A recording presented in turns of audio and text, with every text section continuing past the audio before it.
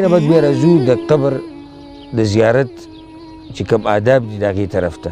آداب خو ډېر زیات دي خو زه به یو څو هغه بنیادي ذکر کړم. اولنۍ خبره هغه دا یاده ساتئ چې غیر مسلمه یو مشرک کافر او هر دین باندې چې د اسلام نه علاوه د هغه دپاره د بخاني دعاګانې او د بخاني سفارش الله ته نشي کولی.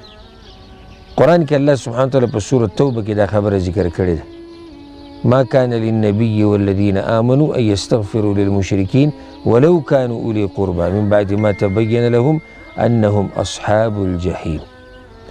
یو خو دا ادب به یاد ساتئ، دا خبره یاده کړئ چې د مشرک دپاره چې په شرک باندې مړي که د ډېر هم ښه اعمال کړي خو چې په شرک باندې مړي او خاتمه په شرک باندې شوي نو د ده دپاره د بخاني دعاګانې دا نشي غوښتی.